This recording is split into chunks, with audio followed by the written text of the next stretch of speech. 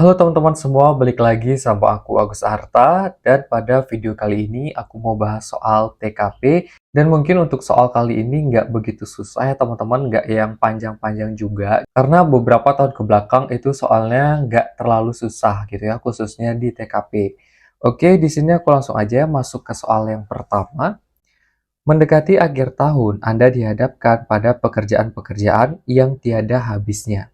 Belum lagi selesai satu pekerjaan, sudah diberi tugas berikutnya yang juga harus selesai segera. Saat ini, waktu sudah menunjukkan jam pulang, maka Anda akan A. Tetap mengerjakan tugas tersebut meski tanpa uang lembur. B. Mulai mengemasi barang seperti pekerja yang lainnya.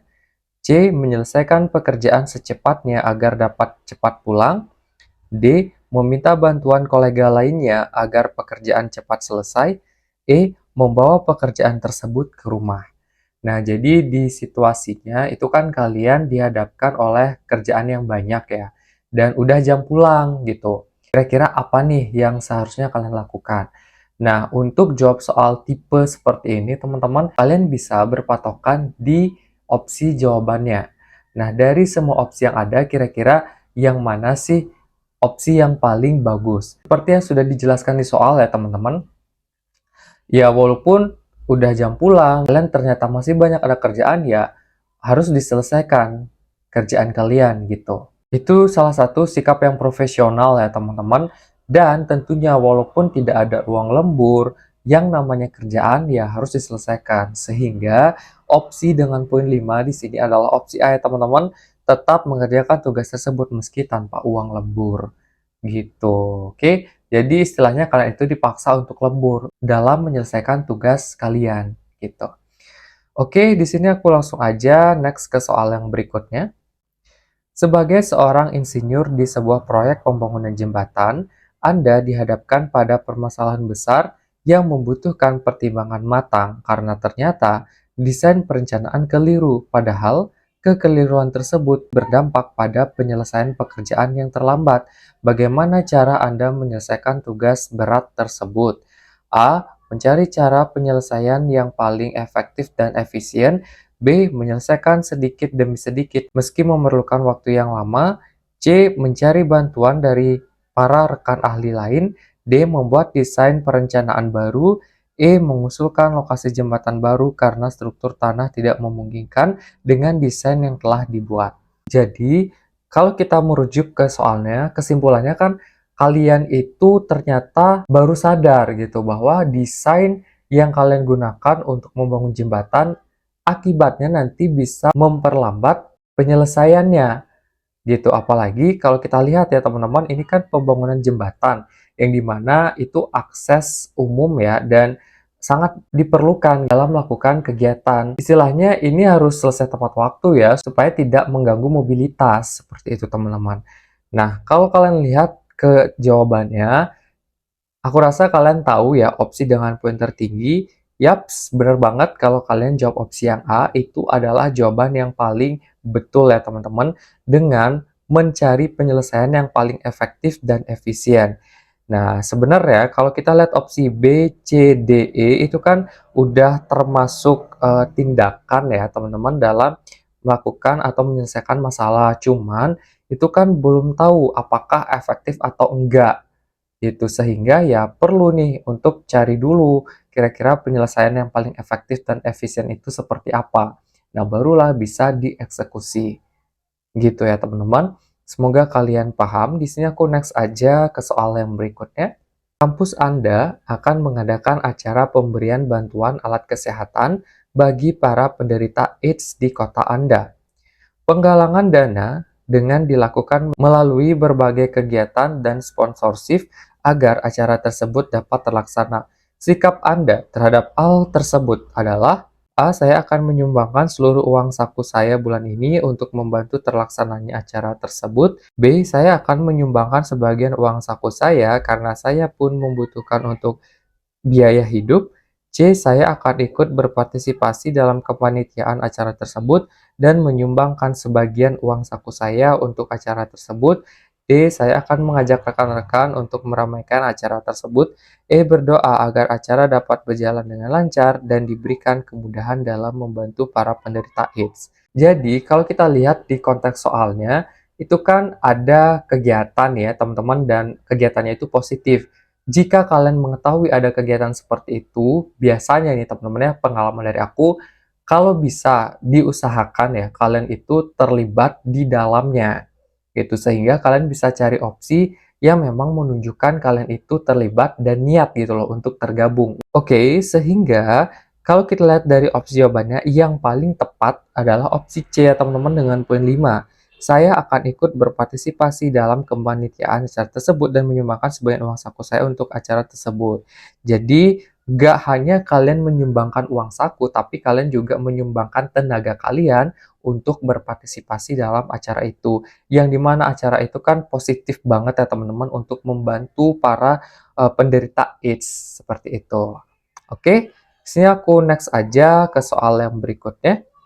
Di lingkungan Anda tinggal, ada sekelompok orang yang sering melakukan kajian keagamaan tertutup, dan mereka tampak kurang bergaul dengan masyarakat sekitar.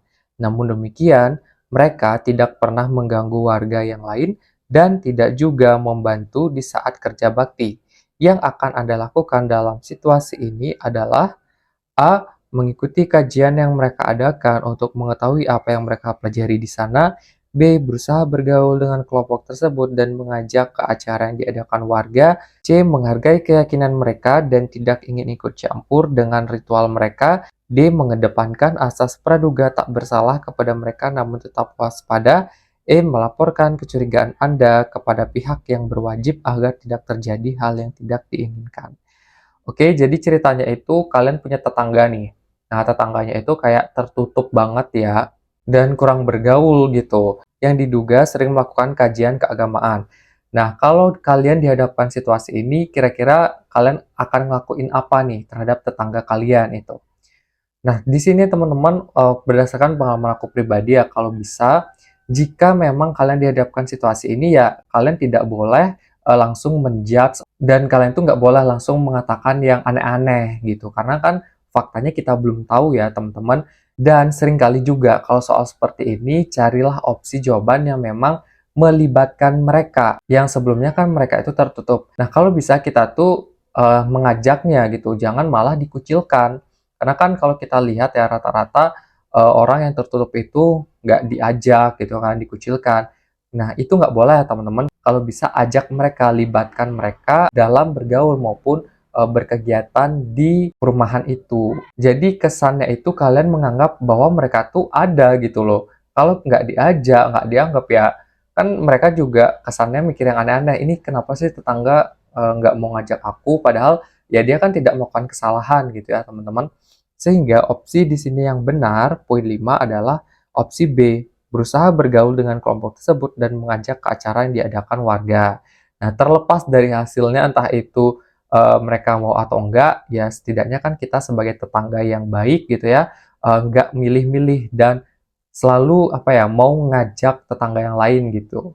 Oke, semoga kalian paham. Di sini aku next aja ke soal yang berikutnya. Anda sedang berjalan-jalan di sekitar rumah ibadah. Tiba-tiba, Anda mendengar suara ledakan keras dekat dengan Anda. Anda berhasil selamat, namun banyak orang-orang terluka di pelataran rumah ibadah tersebut. Anda sendiri masih merasa pusing akibat ledakan yang sangat keras tersebut. Yang akan Anda lakukan dalam situasi ini adalah A. Segera menelpon pihak yang berwajib untuk meminta pertolongan. B. Langsung membantu orang lain yang tergeletak ke tempat aman. C. Berusaha menyelamatkan diri terlebih dahulu dan berlindung di tempat yang aman. D. Menelpon ambulans dengan cepat untuk membantu Anda yang sedang terluka. E. Menunggu beberapa saat sampai pusing hilang baru membantu orang lain yang juga menjadi korban. Nah, ini kan situasinya ada permasalahan ya teman-teman, ada tragedi gitu yang kalian ketahui dan terjadi dekat juga gitu ya dengan kalian. Tapi yang jadi masalah adalah kalian kan juga kondisinya nggak bagus banget ya. Yang dimana kalau di soal itu kita bisa lihat kalian itu sedang pusing gitu. Tapi di satu sisi ada tragedi, ada kecelakaan lah gitu ya teman-teman. Apa nih yang kalian lakukan? Nah, sebenarnya kan lebih bagus gitu ya, bagus banget bahkan dan memang harus gitu untuk membantu gitu ya orang-orang yang sedang terkena tragedi. Tapi situasinya kan kalian juga lagi kondisinya nggak fit. Ya, lebih baik kalian itu melindungi diri kalian dulu, barulah kalian bisa untuk membantu orang. Ini maksudnya nggak yang ego ya teman-teman, bukan seperti itu. Gini, misalkan ya, kalau kondisi kalian aja nggak baik, ya gimana menolong orang? Yang ada kan bisa nambah masalah gitu loh, bisa nambah repot orang lain lagi gitu. Jadi ya lebih baik berusaha dulu gitu untuk menyelamatkan diri. Sehingga di sini ada tersisa opsi C dan E ya teman-teman. Dan di sini menurut aku yang poin 5 itu adalah opsi yang E dengan menunggu beberapa saat sampai pusing hilang baru membantu orang lain yang juga menjadi korban. Nah, opsi yang C itu aku nggak nyalahin juga. Betul ya untuk menyelamatkan diri terlebih dahulu dan berlindung di tempat yang aman. Cuman kalau menurut aku opsi E ini ada poin plusnya ya, karena ada kalimat membantu orang lain yang juga menjadi korban gitu. Ya, oke, semoga kalian paham dan kalau misalkan memang kalian ada berbeda opini atau pandangan dengan apa yang aku jelaskan, bisa komen aja teman-teman di bawah. Nanti kita akan diskusi bareng-bareng. Oh ya, aku juga mau informasi ini ke kalian. Kalau mau menambah wawasan, menambah pemahaman, dan menambah bank soal kalian gitu ya dalam persiapan tes CPNS nanti, bisa nih untuk coba daftar paket SKD dari Bisa CPNS. Karena di situ kalian akan banyak banget ya dapat tryout gitu ya, yang bisa menambah pemahaman sekaligus juga menambah pengalaman kalian gitu dalam menjawab soal SKD yang bermanfaat tentunya ya untuk persiapan tes nanti. Nah, untuk cara pendaftarannya gampang banget, kalian tinggal ikuti aja step by step-nya di poster ini.